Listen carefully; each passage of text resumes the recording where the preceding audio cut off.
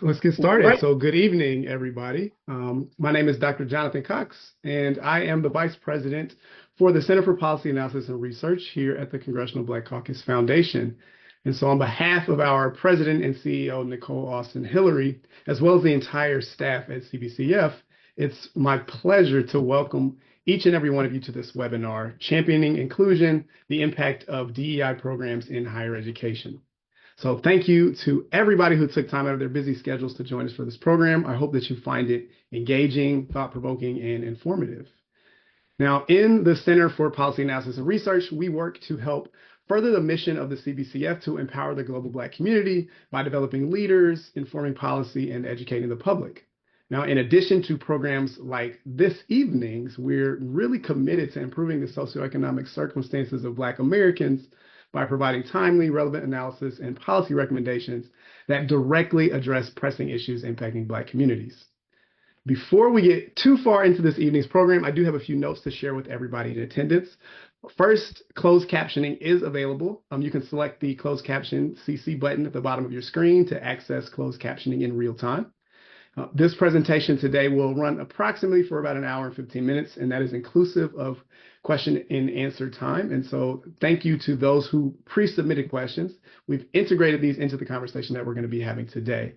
You can also use the Q&A feature to submit additional questions to the speakers at any time, right? We will address as many questions as possible once we get to the Q&A segment.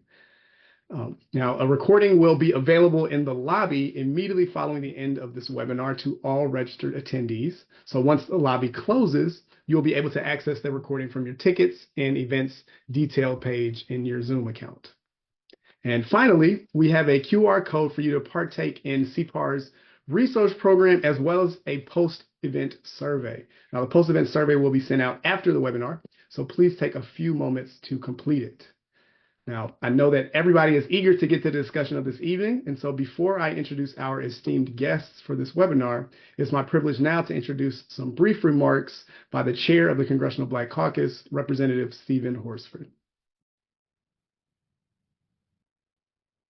Good evening. I'm Congressman Stephen Horsford. I'm proud to represent Nevada's 4th Congressional District and to serve as chair of the Congressional Black Caucus. Thank you for joining us today for this important discussion on diversity, equity, and inclusion within higher education. I'm honored to introduce a panel that will take a deep dive into the significance of these programs and why now, more than ever, it's critical to protect and champion them. Diversity, equity, and inclusion initiatives have long been essential to addressing the disparities in our education system. From representation in student bodies and faculty to access to resources, diversity programs seek to level the playing field and ensure that all students, regardless of their background, can thrive in higher education. These programs are not just about diversity for diversity's sake. They're about equity, justice, and building an educational environment where all voices are valued, all experiences are respected, and everyone has a fair shot at success. Unfortunately, we find ourselves in a moment where our collective efforts are under attack. Misconceptions and misinformation about these initiatives have fueled a misleading narrative, one that frames them as divisive rather than as a pathway to greater unity and understanding among all of our college campuses. This couldn't be further from the truth. Diversity, equity, and inclusion programs are lifelines for students who might otherwise be marginalized or overlooked. They provide support to students of color, veterans, first-generation college students, and others who have historically faced barriers to success. But the reality is that they're facing unprecedented challenges. Over the past few years, we've seen sweeping legislative efforts aimed at rolling back diversity initiatives. More than 100 bills have been introduced in 44 states to restrict or outright ban these activities on public colleges and universities. 8 states have already passed laws that prohibit the use of public funds for the programs, which directly impacts the students who need the resources the most. And the recent Supreme Court decision to overturn race-conscious affirmative action is just one piece of this broader assault on programs designed to promote inclusion and equity. This is not just an issue for students of color. It's an issue for all students and all of us who believe in the value of education as a public good. Diversity, equity, and inclusion programs benefit everyone by creating environments that reflect the real world, a world rich in diversity of thought, experience, and perspective. When we dismantle them, we dismantle the very tools that help ensure the success of students who have been historically left behind. Today's panel is composed of experts who will break down the realities of the initiatives within higher education. They'll clarify the misconceptions, highlight the benefits, and discuss strategies for continuing this important work in states where funding for diversity programs has been restricted or eliminated altogether. Most importantly, they will offer actionable steps that we can all take to ensure that inclusivity remains at the heart of our higher education system. As we move forward, we must continue to advocate for these programs. And we must work together to protect the policies and the resources that support not only academic success, but also the holistic well-being of students from all walks of life. So thank you. I look forward to the insights from our panelists today as we explore how we can continue to champion inclusion within higher education. But at this point, I would love to introduce everybody to our honored panelists for this discussion that we're about to have. And so first, I would like to introduce Dr. Shaun Harper. Dr. Harper is a Provost Professor in the Rossier School of Education, Price School of Public Policy, and Marshall School of Business at the University of Southern California.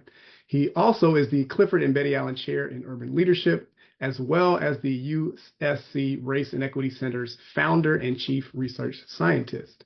Now, Dr. Harper is a prolific writer, researcher, and speaker, having published over 100 academic papers and 12 books, including one that was just released this year, The Big Lie About Race in America's Schools. Several hundred news outlets have quoted Shaun and featured his research. His research has been cited in multiple amicus briefs submitted to the U.S. Supreme Court and on the floor of the U.S. House of Representatives. He's testified twice to Congress and spoken at numerous White House and federal agency convenings. And he has been interviewed on CNN, MSNBC, ESPN, and NPR. So we give a big welcome to Dr. Shaun Harper. Now, our second guest for this evening is Dr. Kimberly Griffin. Dr. Griffin is Dean of the College of Education and Professor of Higher Education, Student Affairs, and International Education Policy at the University of Maryland, one of my alma maters. She is an educator, researcher, and leader who aims to promote access, equity, and justice in higher education.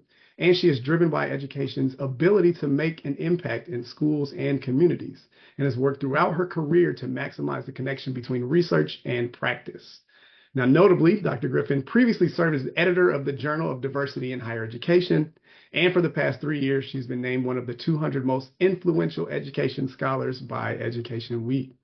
Her most recent scholarship focuses on mentorship and increasing racial diversity and equity in graduate education and the faculty, and she is the co-author of the third edition of On Being a Mentor, a Guide for Higher Education Faculty. So thank you so much to Dr. Griffin. Our final guest for this evening is Dr. Khalil Muhammad. Dr. Muhammad is the Ford Foundation Professor of History, Race, and Public Policy at the Harvard Kennedy School, where he directs the Institutional Anti-Racism and Accountability Project. He is co-host of the Pushkin podcast, Some of My Best Friends Are, and the former director of the Schomburg Center for Research in Black Culture, a division of the New York Public Library and the world's leading library and archive of global Black history. Khalil recently co-chaired a National Academies of Science consensus study, Reducing Racial Inequality in Crime and Justice, and is the award-winning author of The Condemnation of Blackness, Race, Crime, and the Making of Modern Urban America. He's a frequent contributor to the documentary films, such as the Oscar-nominated 13th, and an occasional writer for the New York Times, including the 1619 Project, among media outlets. Please join me in giving a warm virtual welcome to all of our panelists for this evening. Thank you all for being here so much. And we see in the chat, folks are really happy to see you all here. We know that we've got some great experts. So again, thank you all. All right, so let's get down to this topic then for this evening, right? I'd really like to start us off with just some brief level setting, right, to set the stage for this discussion. And so, as I believe almost all of you know, up until about a year and a half ago, I was deeply embedded in higher education, much like each of you, right? I was working at the University of Central Florida. I'm studying and teaching issues about race and racism, inequality. I was engaged in DEI work, right? The same as all of you. And as we know, right, Florida has kind of been a bit of a ground zero for the most recent anti-DEI efforts when Governor DeSantis really declared this war on woke, right? That dramatically shifted the culture that we're seeing, the nature of public discourse around education, particularly in Florida. But then what we saw was that began making its way around the country in a lot of copycat efforts. And these efforts have worked to restrict DEI initiatives, including things like cutting funding for DEI positions in work, severely limiting the instruction of anything that's even like remotely or tangentially connected to race, racism, gender, sexual identities, and many of these other topics dealing with inequality. And so I'd really like to start by just getting each of you to share a little bit, briefly, some of your reflections of this current moment around DEI in higher education specifically. So what can you offer our audience about where you think we are now, what's important, or like maybe what keeps you up at night with regards to DEI programs in higher education? And we can start off with whoever wants to jump in first. Or I can pick. Dr. Muhammad, I'm looking at you. All You want right, to pop great. in? Sure.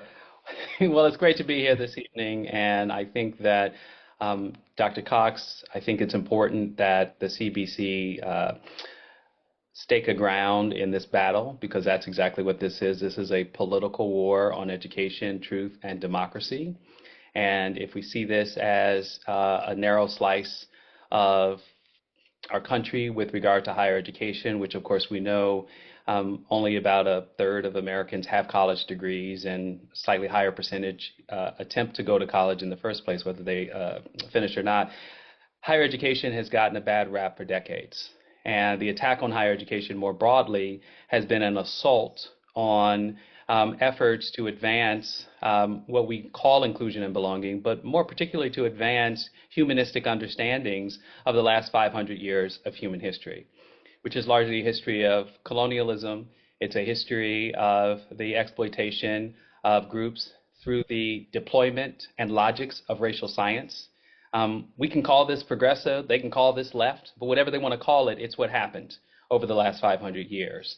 And in order to right-size the world, both in the interest of justice and equality, but also in the interest of addressing the tremendous imbalances that make hundreds of millions of people vulnerable to climate change and disaster, which is driving migration and, of course, animates our own quote-unquote immigration problem.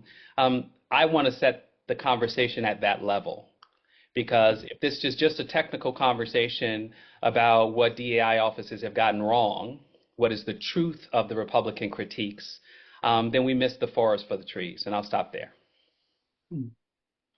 Thank you. Dr. Harper or Dr. Griffin? I can weigh in.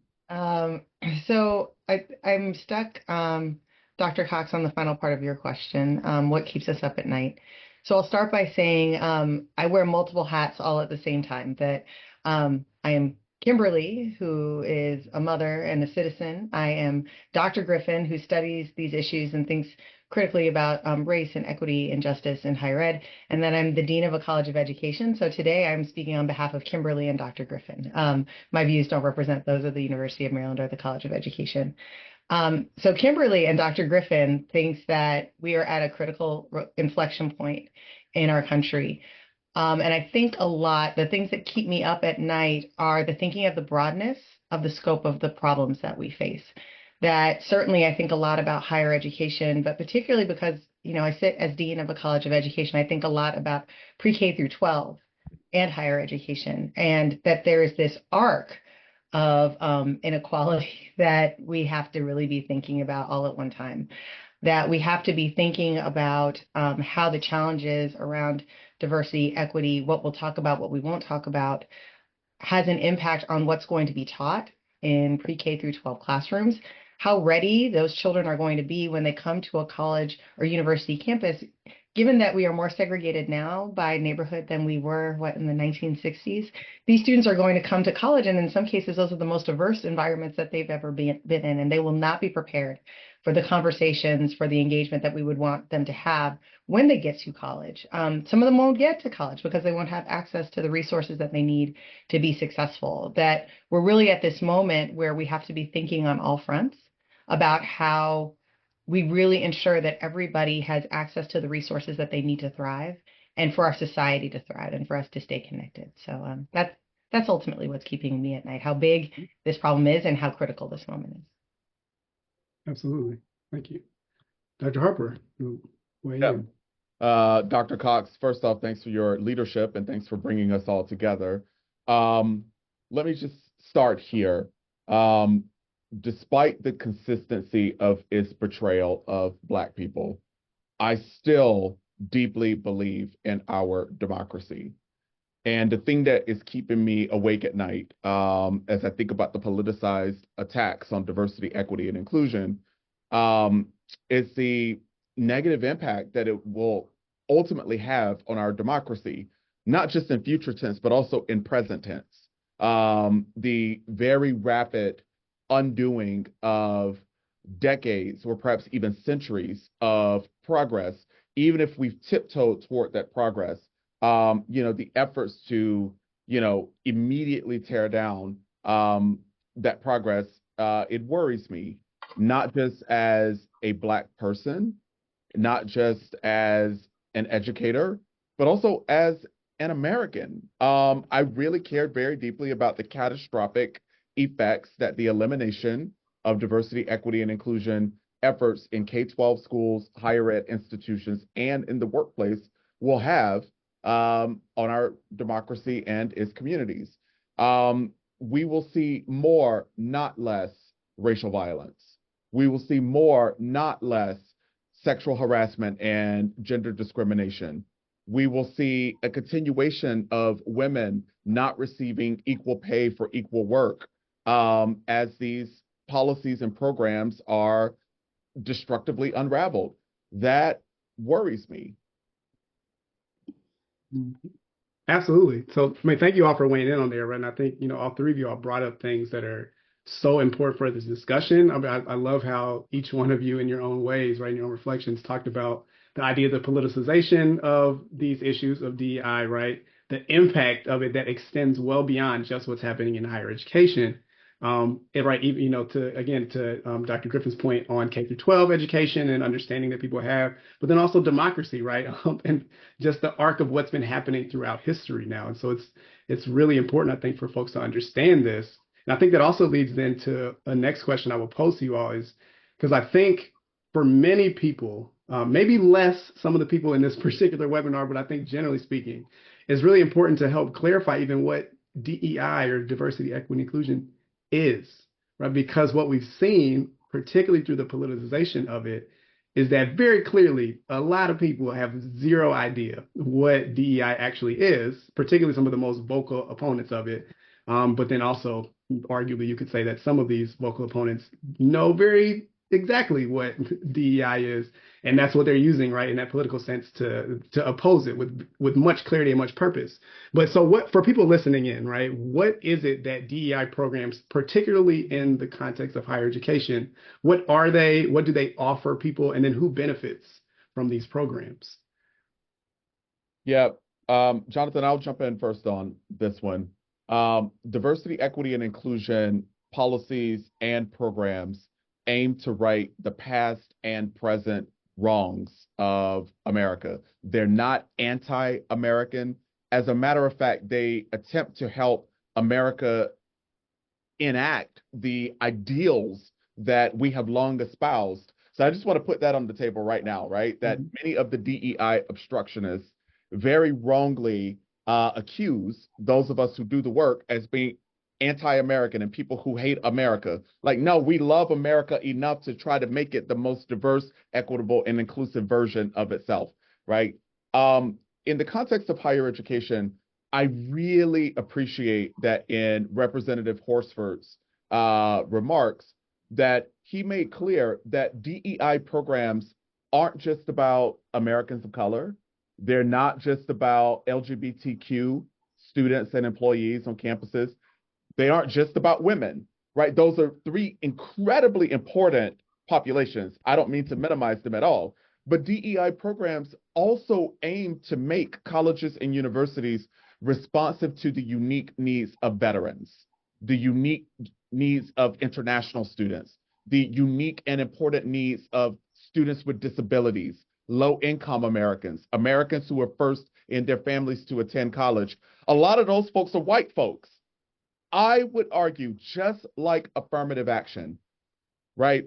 The biggest beneficiaries of affirmative action over the lifespan of affirmative action programs and policies were white women. That has been empirically and repeatedly confirmed in numerous research studies and analyses.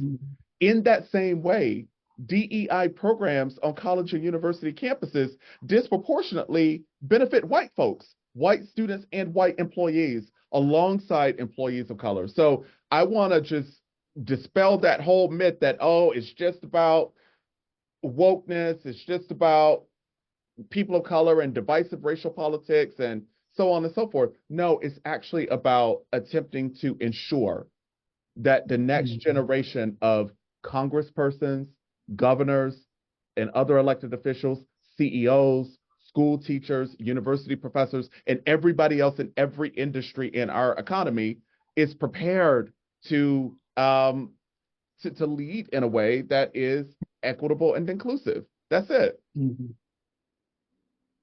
Absolutely.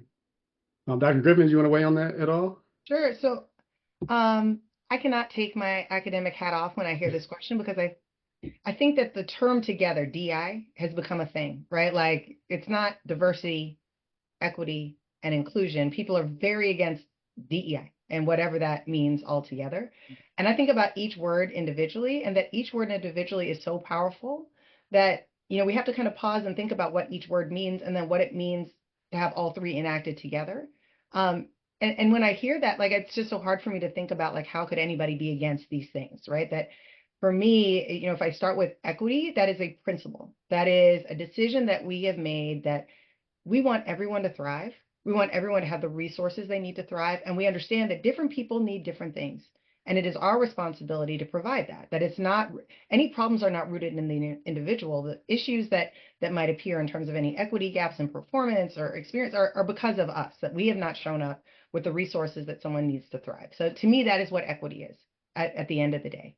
When we think about inclusion, that is a set of practices. That is a set of practices that make sure that everybody feels like they belong, that everybody can see themselves and see their place in an organization. And then the diversity, to me, is the outcome. Like, that's what happens when we approach from an equity-based perspective and when we engage in inclusive practices. So when I think about that and talk about that, like, so what happens if my organization is embracing the notion that we are going to provide everyone the resources that they need to thrive, understanding that different people need different things, that Black and brown people are regularly denied those things, that we're going to engage in inclusive practices to make sure that everybody feels like they can have their place, that everybody feels welcome, that the diversity will come, like that it's really about the work of just changing our environments that's going to bring about inclusion and bring about this more diverse population that we want to see. And that when framed in that way, I would like to hope, or I would like to think, that that's something that people could buy into. But so often we've just jumped to these three letters together that have been weaponized to mean something bad and something scary and something that's hateful, when it's not. That it's really just thinking about how do we create conditions in which everybody's going to thrive. Yeah, and I won't add a lot. I think it's really fabulous what Dr. Harper and Dr. Griffin have said, and I appreciate Dr. Harper especially extending the tent that often is ignored with regard to the commitments that various DEI offices and infrastructure focus on. I want to answer the question a little bit more granular with regard to the range of approaches that occur in higher education, because I think that's one of the myths that's also worthy of dispelling. And so part of the infrastructure that DEI addresses is just basic compliance with Title IX legislation with regard to women in sports in particular, which is a federal mandate. and Title VI, which has been subject to a lot of scrutiny and controversy around protecting Jewish students on campuses with regard to concerns about anti-Semitism on campus. And these two levers, Title VI and Title IX, are one entry point for the federal government to play a role through the Department of Education to address a historical problem. And that is the legacy effects of the formal exclusion of people of color and of women, and white women in particular, from having full run of higher education, to be fully included. So one of the ways in which compliance itself is part of the infrastructure is to address a problem that the federal government insisted we do something about. Most of us on this call came of age applying for jobs with the EEOC statement, boilerplate statement at the bottom of every application. Equal Employment Opportunity Commission ensures that there is no discrimination, et cetera. So that compliance function precedes our terminology of DEI, but it reflects a fact, an actual fact, that we are still dealing with exclusionary effects that are baked into the way that colleges and universities function. One, we know that there are seats set aside for legacy and donor admissions. Well, like the grandfather clause of old in the Jim Crow period, if your people and your family were not part of that institution or the country and, and the right to vote, then you don't get to participate. And that is one of the problems that we still face today. African Americans, for example, by contrast, say, to a larger presence of Black immigrants, either Caribbean descended or African descended, still remain stuck at about 4 to 5% of most predominantly white institutions in this country. And we're solving for a problem in terms of backlash to DEI that we haven't actually already fixed. I also want to say, and I use this analogy because I think it's present in our conversation, people are aware of this, but for every editorial, for every news story that someone has read about the importance of safety for Jewish students on campuses, largely that had been addressed historically by Hillel houses on various campuses, is precisely a commitment to DEI for Jewish students. Now, the difference for Hillel houses at most universities is that these are privately funded institutions that have had a place in higher education for the better part of since the post-World War II period, as Jews gained more entry and broke down quotas, exactly formal discrimination that they had to overcome. African Americans, Latino students, or Hispanic students, a lot of women organizations, and of course extending to what Shaun talked about in terms of veterans and others, have not had the same commitment to a built environment on campus to absorb the needs of those students. Historically Black fraternities and sororities have done some of this work as a form of privately funded affinity groups that help to do this work. But I want to dispel, as they have also done already, that this is not boogeyman work. This is work that essentially opens the university to larger groups of people that, for the vast majority of a lot of institutions, were simply not welcome. Absolutely. Right. I think all of you are, again, making really great points in terms of helping people understand what DEI actually is. And then to Khalil's, the points you were just making, right? The ways in which we have been leveraging DEI for white students, and Shaun brought that up earlier, in many ways, and we continue to do so, right? So I think it's really important for people to think about the ways in which DEI has supported whiteness and white access, right? But at the same time is now being fought against when it comes to making sure that everybody else has that same level of access. And so I talked a little bit earlier about kind of the kickoff to some of this happening in Florida and expanding. That wasn't even necessarily the first thing, right? That was just one of the first in more recent history that we've seen.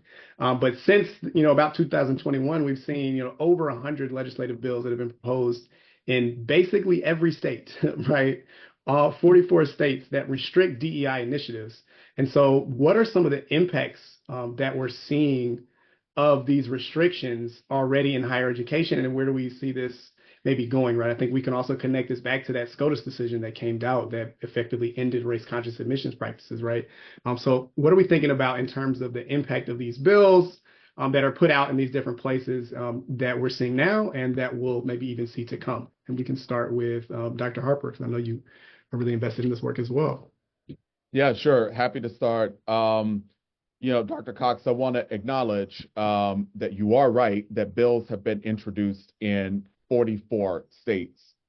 bills have been passed in Mhm. 22 states restricting diversity, equity, and inclusion initiatives in either K-12 and or higher education. So Mhm. it's not just folks like just out there Trying. just trying, right? They have succeeded in 22 of those states.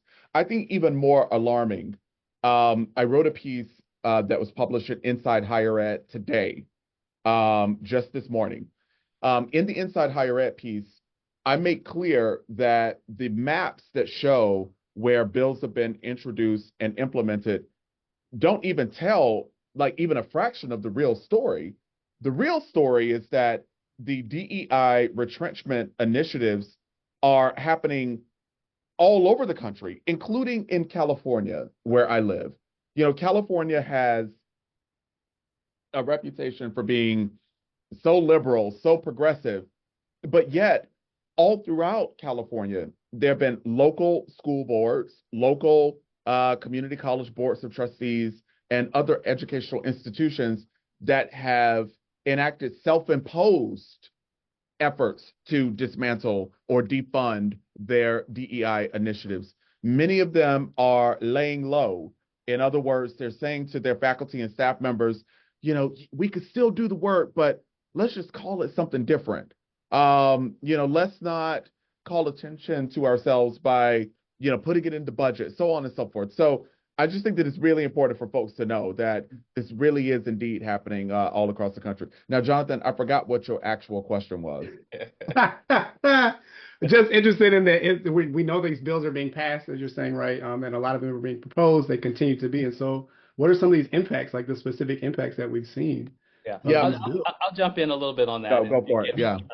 Dr. Harper a chance to recover and Dr. Griffin to get a chance to get in. I mean, the basics are that a lot of student support services that were folded into DEI. So student support services long precede DEI, but to the extent that they became part of a broader commitment, sometimes very much diversity washing in and of itself, meaning not a whole lot changed from pre-DEI, but it became popular, it became a movement, and so universities got on board, and there was constituencies and demands for this kind of thing. But let's say the good faith efforts with regard to DEI that functioned through the prism of student support services, which is part of the normal organization chart of administrative work for a higher ed institution, that work is shrinking. The money set aside to support student needs at all levels in the ways that I think are perfectly articulated by Dr. Harper earlier, that work is being dismantled. And so what it means is that students will be less likely to have individuals who can respond to their needs as they articulate them across a range of possibilities, from mentoring to tutoring to social events to basic programming to, you know, you name it. All of those things in many states where DEI offices have been shut down are now going to be much more anemic than they were in previous iterations. Additionally, the extension of DEI into what we think of as curricular commitments are collapsing into an attack on ways of knowing the truth. So in Florida, in addition to destroying DEI, they got rid of sociology as an appropriate discipline as part of the gen ed curriculum. Texas passed a bill that came very close to banning outright ethnic studies. Which is to say that within the scope of DEI, if we go back to the language and the logic of CRT, and some of the bills that ban DEI also say anything with language that is critical race theory also is banned, means that many universities will increasingly find it difficult to support faculty who teach in areas that can be described as DEI. I'll open the floor back up because I could keep going, but I want to give a quick anecdote to this. I gave a couple of interviews last year, actually several interviews, but a couple of them struck me as incredibly dangerous because as a person who has been teaching the history of race and racism for 25 years, of which I never described my teaching of the history of race and racism as DEI, I was asked by a reporter, to what extent are my classes part of the DEI commitments of the university? And I thought, wait a minute, it's not. Like there is history as it happened, and then there's DEI, which is a kind of umbrella commitment to a broad range of things, which can include curricular commitments. But my point is that the collapsing of DEI into CRT into what can be taught means that one predictable outcome is that we will look up in a year or two and universities will have shed their course offerings in areas that represent history, sociology, political science, English, women and gender studies, obviously Africana and Black studies, critical ethnic studies more generally, you name it. If I could just build on that thought, Sure. You hit exactly on what I was thinking about at kind of an individual level, that these movements, whether they affect your state or not, have made this work risky in a different way. Risky for organizations and institutions, of course, and organizations and institutions are risk averse. That's what attorneys do, right? But risky for individuals in ways that have real implications for that individual, but also just implications for what people will have the ability to learn. So I think about like real people who have lost their jobs, real people who get death threats, real people who are kind of put out there for doing work that they believe in, that they think is going to promote justice, for work that they think is making the environment more equitable, that, names and faces get attached to these initiatives that put real individuals at risk. And that's something that worries me and concerns me deeply. The other thing, though, that I think about is how, particularly faculty in higher ed, but I think pre-K through 12 teachers as well, can get very risk averse. That when there's this larger discourse about, oh, well, is this CRT? Is this woke? Is this not? Is this okay? Is this not? Is this book banned? Is it not? That faculty members, teachers can get very hesitant about what they're going to study, what they're going to talk with their students about, what's okay to cover in class, what's not okay to cover in class. How do we make admissions decisions? Can I consider this? Can I not consider this? Can I award financial aid based on this? Can I not? That when there's a lot of gray and there's a lot of fuzzy, but a very loud public discourse about what's okay and what's not okay, I think as individuals, we get risk averse and we start making choices that are far more conservative than we need to. That, even if our institution might say like, you are fully within your rights to teach your class, your sociology class on African Americans in the United States, you might be like, yeah, but I don't think so. I don't think so, because it's not real clear. And this state that's neighboring ours has this, and I just don't want to put myself out there. I'm not interested.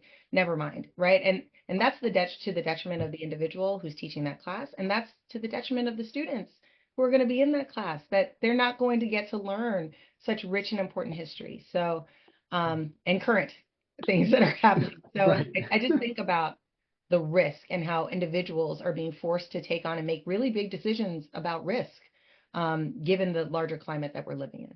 Yeah, Dr. Cox, I want to respond quickly to two things that Dean Griffin just said that I think are just so important. Everything she said was important, but I want to pick up quickly on two of them. First, she is absolutely right that good-hearted, well-intended, not evil anti-American people are losing their jobs. Disproportionately, it's women who are losing those jobs, and women of color, most especially. So I just want to join her in humanizing the people who are the casualties of this politicized ridiculousness. It's mostly women and women of color. That's terrible. The second thing that she said that I really want to pick up on, and I want to connect it to something Professor Muhammad said as well, and it's about sort of the curricular commitment. It is a commitment to preparing students for citizenship in a racially diverse democracy and in a global economy, and those kinds of things, those kinds of lofty ideals that many colleges and universities for decades have been communicating in their mission statements, right? Look, Jonathan, you told the people that I teach in 3 schools here at USC. I'm going to put on my business school professor hat for a moment. I work with a lot of companies across a multitude of industries. Oftentimes, they reach out to me when there has been a very high-cost scandal or crisis within their organizations, things that actually could have been avoided if they had the right kind of infrastructure policies, programs, professional learning experiences, and so on. Where I'm going here is that overwhelmingly, middle managers, senior leaders, and especially executives, really, the higher you go, the whiter it gets, right? It's a lot of white folks leading a lot of organizations that find themselves in crisis or in trouble, and they're like, I don't know what to do. And it's because they never learned what to do, because they were denied the opportunity for deep learning and rehearsal and skill building when they were students themselves in K-12 schools, colleges, in their MBA programs, and so on. So no wonder your company is so inequitable and unsafe and not inclusive and so on, because the people leading never learn how to do those things. That is going to worsen as a result of the elimination of diversity, equity, and inclusion from the curriculum. Sure. Yeah. And so, I mean, I want to jump back to something that Dr. Griffin was talking about earlier, which is like this kind of fear mongering, right? So the ways in which people are simply choosing not to do or not to say certain things because of the climate around some of this, right? This politicization that we're seeing happen. And I'm bringing that back up because recently, that we had our presidential election, and the results of that election were, there were many, many happy people across the country, but then also many folks who were a little less happy with the outcome. And we're wondering what the impact is going to be of this incoming administration, this returning administration, on these issues of DEI, right? Particularly in education, right? And we know that, much of the challenges that we've been seeing recently are based in part on an executive order that the President-elect Trump issued when he was last in office, right? And so we also heard recently, President-elect Trump talking about how he would pursue federal civil rights cases against universities that are participating in what he called this unlawful discrimination under the guise of equity, right? This wordsmithing of these things. And so I'd love for us to jump into this, and I'm going to jump to Cleo first. What do you think we can expect from this administration, or what can we expect to see over these next few years along the lines of DEI in higher education? Well, we already know what to expect. They wrote a blueprint, a playbook, and it's already been enacted in 22 states. Mm-hmm.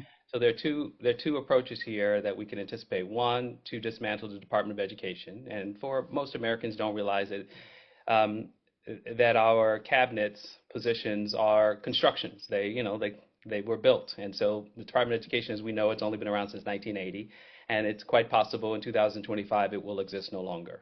Now, it's not obvious that it's going to be able to happen, but he's going to try. My best guess is he's going to try, which means that some of the basic protections that the federal government has provided for low-income students, to make sure they have breakfast, to make sure that there are programs under Title VII and Title I will address their needs, which is an equity issue. And of course, as I've already suggested, between Title VI and Title IX, the federal government has been the primary enforcer of anti-discrimination practice in education more generally, and of course through incentives, through grants, et cetera, have incentivized certain behavior. So Trump, one, will try to ban the Department of Education. Two, Trump is trying to take over the accreditation process at the state level, to work hand in glove with state legislative bodies to recalibrate how accreditation works. And accreditation, as all of us know, is one mechanism through which schools are basically stress tested for how well they're doing to produce good outcomes for their students. Are they using appropriate resources? Are they addressing all of their students' needs? Which again, for most of higher education wasn't called DEI, but certainly DEI is complementary to those commitments. So destroy accreditation as we know it. And then finally, he's saying that he's either going to go after private institutions or public ones that have most of their budget determined by endowments, which a place like IU, where I used to teach, only about 12% of their budget comes from the state legislature. So they're still working on grants and budgets. So one, the federal government will no longer provide grant support to universities that have had their accreditation removed through a bankrupt, corrupt process that Trump insists upon. Two, to now tax nonprofit status of higher education. And three, to penalize organizations, as he says, up to the value of their endowment on the basis of an allegation or a finding of discrimination against whatever make-believe victims that they can find. So bottom line is, we will live in a fascist America where there is no independence between lower ed and higher education on the basis of what the vision of this government is. And this has already happened in Hungary under Viktor Orban.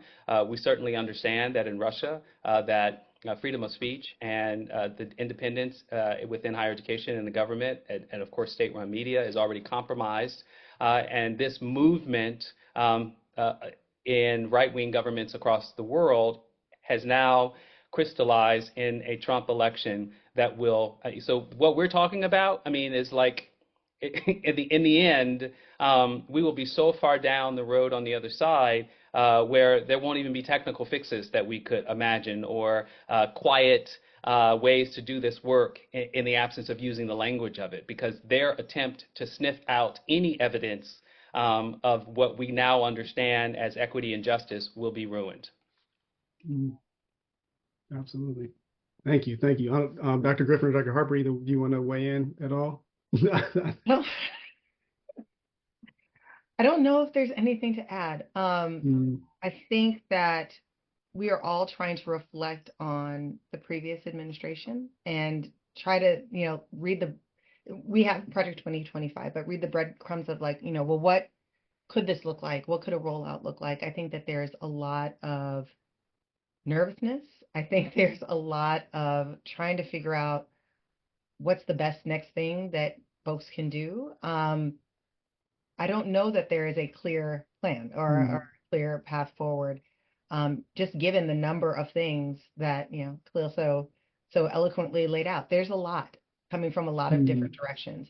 I don't know that there's a lot of glimmers of hope out there. I think what I hold on to is this a moment where we just have to fundamentally do our work differently? That is this a moment to really reconsider how we've done higher education? We've done it this way for a very long time, and we've been set up this way for a very long time. I don't know what a future horizon could look like, but I think now is the moment for us to think about that. Sure. Yeah. Dr. Cox, I'll add two things. You and I both are very proud graduates of historically Black universities. We saw an unprecedented investment into HBCUs during the Biden-Harris administration. It is confirmable. It is irrefutable. I don't care what anybody else before that said about they did the most for HBCUs than anybody else ever in the history of the globe. Like, listen, the Biden-Harris numbers are confirmable. I am worried that we are going to see, we're going to return to an underinvesting into HBCUs. So that worries me. Another thing that I think we might predict here is a decrease in spending, federal spending on education research. And that too will have catastrophic effects for many, many, many years when, there is a knowledge gap in the production of rigorous science, rigorous research on students with special needs, on students who are low income, so on and so forth, right? It's only going to exacerbate inequities. We're not going to reach, solutions to these longstanding problems without good scientific evidence. So I also worry that will be an outcome. Sure. Yeah, I mean, obviously, the situation's very dire, right? When we think about, again, we've seen what the presidency looks like before. Now we have a blueprint for a return, right? So I think all these concerns are quite valid, and we'll definitely be looking at some of that. And so, but I think at this point, I wanted to shift us to think about this a little bit differently, but this is probably the hard question. Jonathan, but before you shift, sure. You said that we have a blueprint, right? We also now have what we did not have perhaps even 24 hours ago. We have a nominee for education secretary, one who is on a video that is now making its way around social media, a montage of her slapping and being slapped by her children. This is going to be our education secretary. It makes a mockery of education Listen, my sense is that the four of us are not here to just be all doom and gloom. In fact, I know all four of us, I know myself best. That's not even who we are as people. We're not doom and gloom kind of people, but these are serious times and the consequences are incredibly serious. But yet we got an unserious now prospective nominee who is a world wrestling entertainment faux wrestling former executive who is faking being slapped and slapping her children.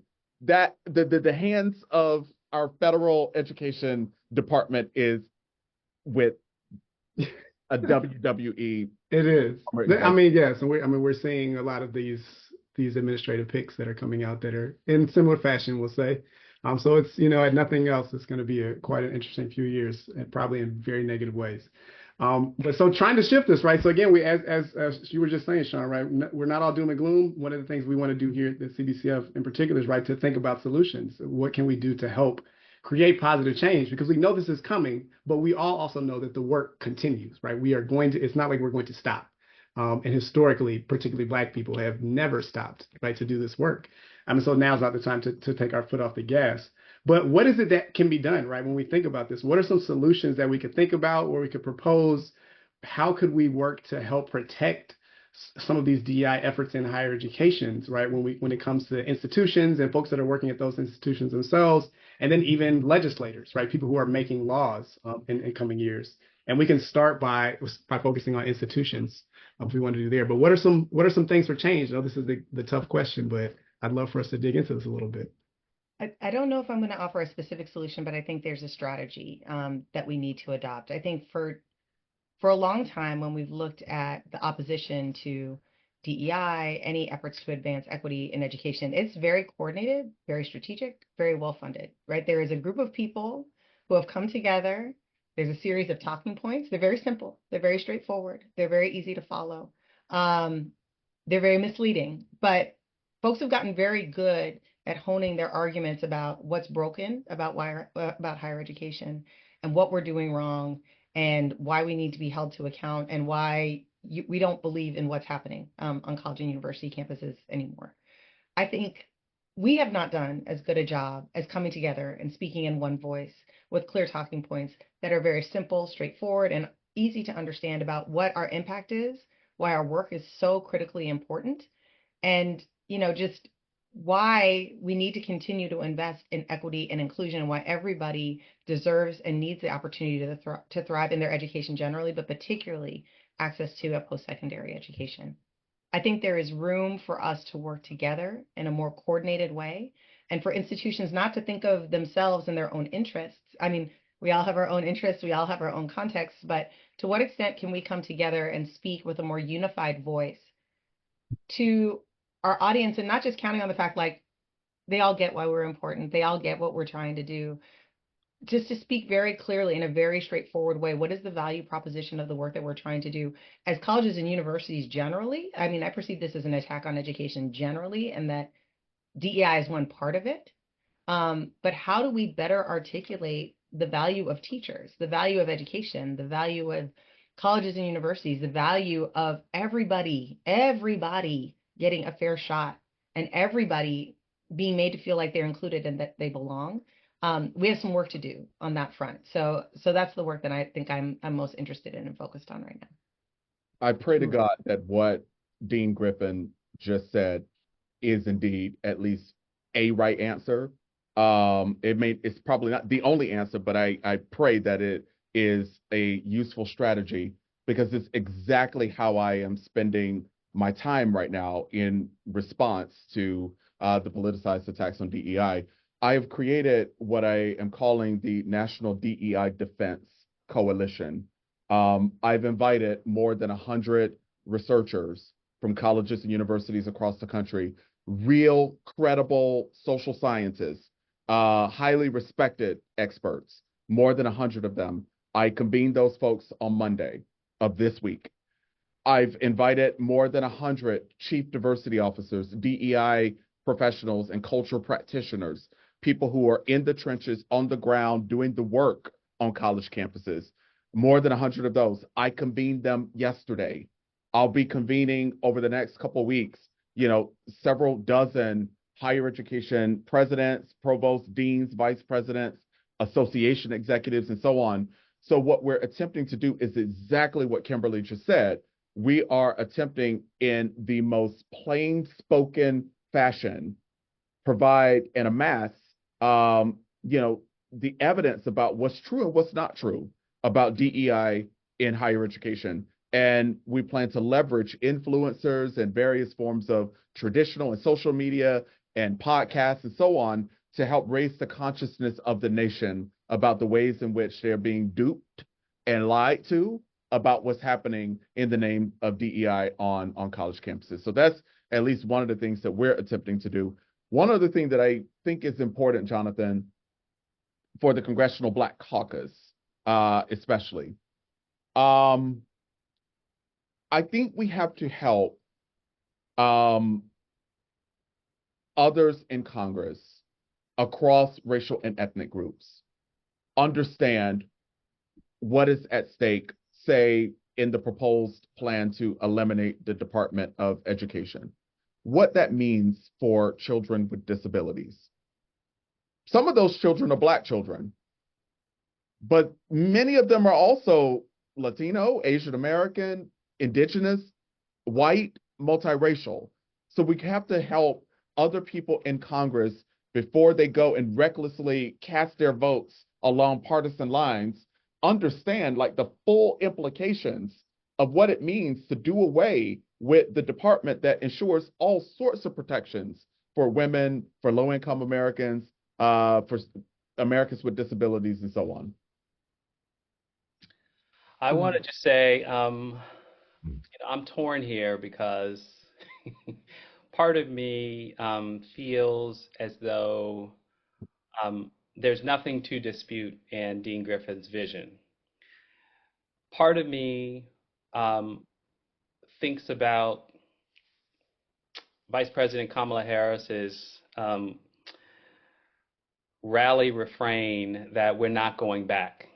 She kept saying, we're not going back. And she sort of painted a picture that was an inclusive, forward-looking vision of America that could embody not just her own biography, but the people in the crowds.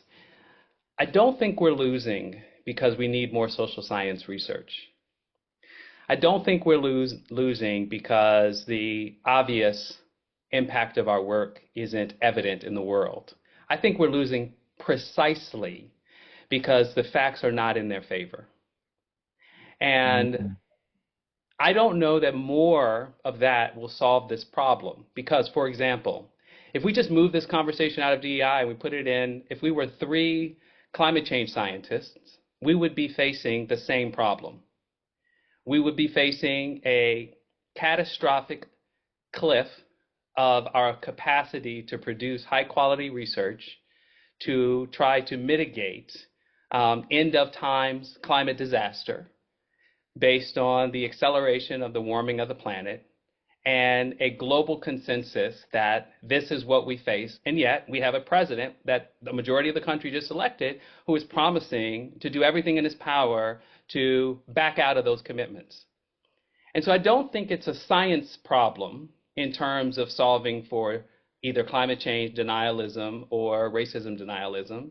And I don't think it's a unity problem in terms of painting a picture of a world that hopefully our grandchildren, if we are blessed enough to have them on this call, will be able to live and thrive in. In which case, I think it's a much simpler problem. I think we actually have to organize people at the local level to be willing to put their bodies on the line, not as sacrificial in front of bullets, but literally to withdraw from this system, to be no longer complicit with what is happening.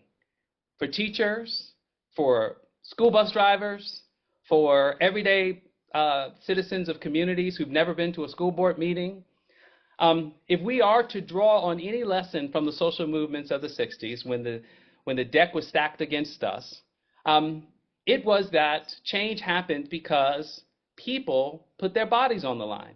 Never enough of them, but way more than we've seen over the past 4 years.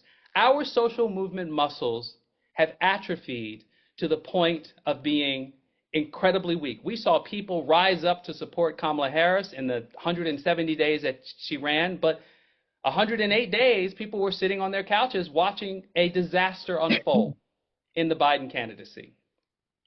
We also have a problem, and I'll say it every time that I'm in the conversation where I think it's relevant, where our civil rights infrastructure has been captured by the Democratic Party.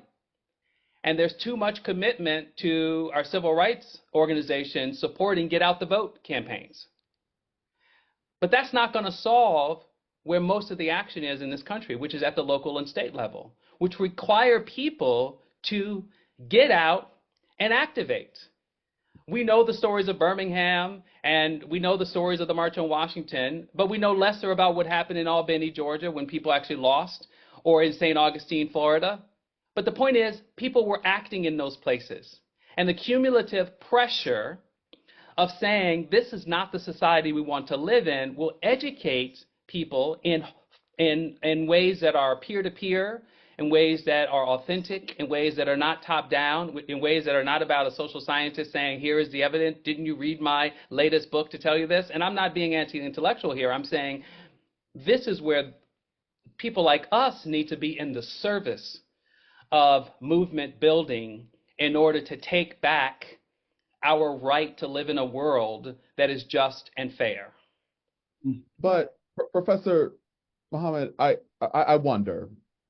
I appreciate the mention of Albany, Georgia. I went to college there at Albany State University. It's a place that's very important to me.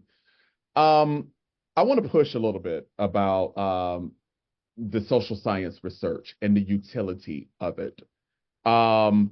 You said that the facts are not in their favor. I wonder about that, actually.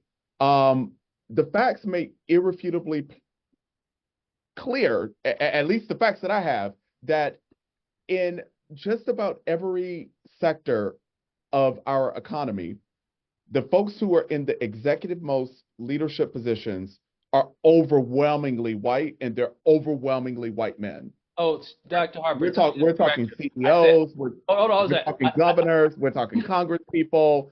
I just want to clarify, the facts are not in the liar's favor. So, but that's what I mean, right? Like, we can keep producing. We can produce. I mean, so to me, the climate change is about as crystal clear as you can get.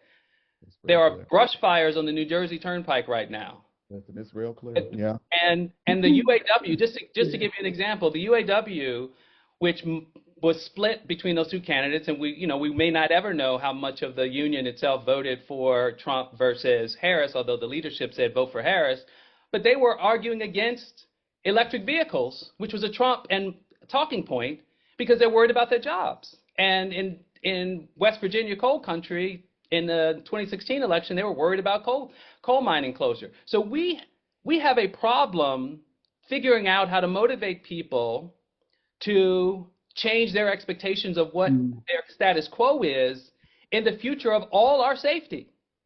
And I don't know that we need, I'm not saying don't stop the research. Researchers should do research, period. But if we are to solve the political crisis where facts don't actually matter to voters, then we have to think differently about getting to those people on the ground, which is not a research problem. It may be a knowledge transfer problem. It may be a communication problem. It may be an authenticity problem. But we don't need more evidence in the climate change field to tell people that the world is changing forever. And unless we do something about it, there may not be one to live on in the not too distant future. No. Yeah, I feel you on that, on the climate change piece. I'm right there with you. On the DEI piece, though, right? Like, part of the fear mongering is that white folks are losing. White men are being pushed out of leadership roles, and not being promoted and hired, and so on and so forth.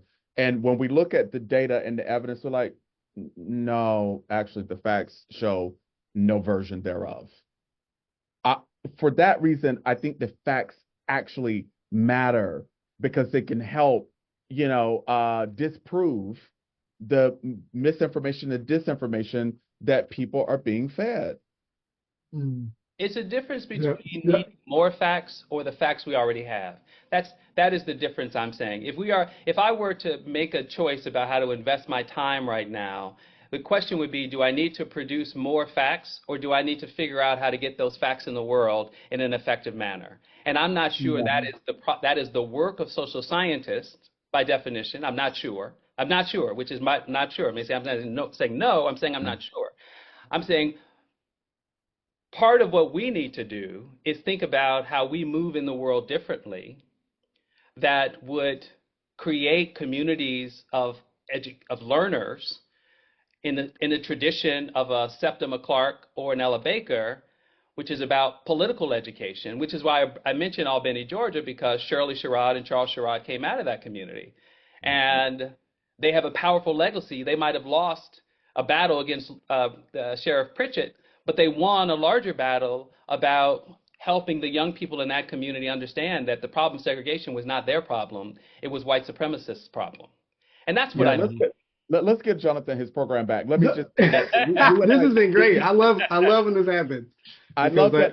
That's why we bring you all on as experts, right? You and I reached a point of agreement, for real. So when you talked about the choice in time spending, I agree with you. Like right now, I'm not going back into the lab to try to, produce more studies and stuff. In fact, what I'm doing is exactly that latter thing that you called for. That's what that National DEI Defense Coalition is all about. It's about bringing the people together, myself and others, who already have the facts, who already have the data, to then figure out, now, how can we make this actionable? And how can we, get these facts into the hands of journalists, policymakers, everyday Americans and communities, and so on.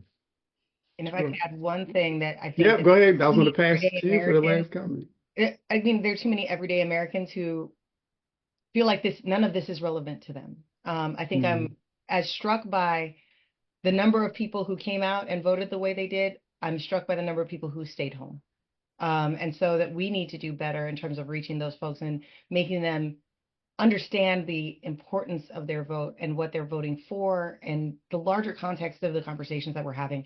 I think we might be we speak to each other a lot, and that, the work that we're thinking about doing in terms of translating much more effectively and much more simply and much more straightforwardly what's really at stake is really, really important. Yeah, absolutely. And so, thank you all so much. I know we're pretty much at time now, but I really appreciate the discussion. I love what's happening there with regards to this, right? I think it just makes things much more engaging and exciting, and also lets people know the passion and the knowledge that you all have about this topic. So again, thank you to each of our esteemed panelists, Drs. Harper, Griffin, and Muhammad. Thank you so much for your insightful, timely discussion. I know I learned a lot, and I hope that all our participants have felt the same. If you're looking at the chat, you can see a lot of the comments for people offering their praise and appreciation. Now, as we're closing out for this evening, I do want to offer thanks again to everybody who tuned in and joined the webinar. We really appreciate your engagement. And then this event and all of the work that's done at the foundation really would not be possible without the work of many people, right? The incredible staff at the CBCF. And so thank you to all of you on our team who've had a hand in this final policy program of this year, and especially to my team at the Center for Policy Analysis and Research, Dr. Lauren Perlman, Raina Young, and Jenny Patterson. And now, before everybody returns to your evenings, I have two quick requests I'd like to make of you. And they're both very simple but impactful. Number one, we want your feedback. And so please scan the QR code that will be shown shortly to complete a survey for today's event. Your insights and input will really help us to meet the needs that you are expressing for future events. And so we want to make sure we hear from you. Number two, make sure you stay in the know about what's going on at CBCF by following us on X and Instagram, connecting with us on LinkedIn, and liking us on Facebook. You can go to our website at www.cbcfinc.org to find out more or to sign up for our listserv. And so once again, thank you to everybody for your time and attention. And on behalf of the Congressional Black Caucus Foundation, I wish you all a great evening. Peace.